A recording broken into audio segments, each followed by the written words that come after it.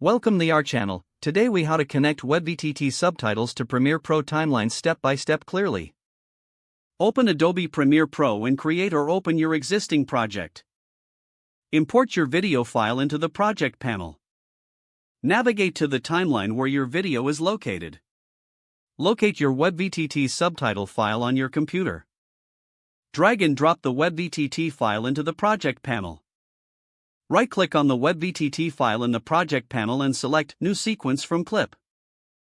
Go back to your main timeline with the video. Find the new subtitle sequence in your project panel.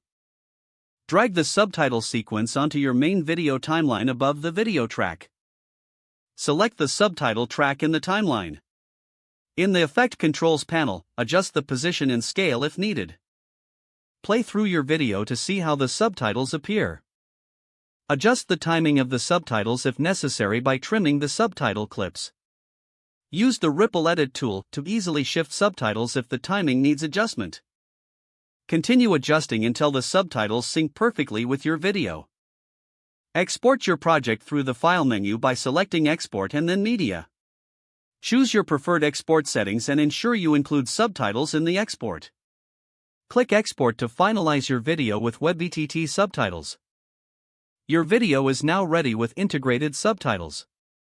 If the page does not load, refresh the browser or try again in a private or incognito window.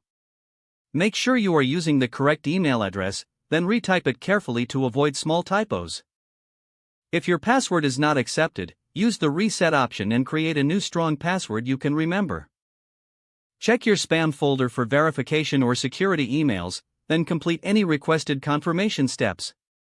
Enable two-factor authentication if available to improve account security and reduce unauthorized access risk. After signing in, review your profile details so your contact information and settings are accurate and current. If you see an error message, note it down and try again after restarting your device and internet connection.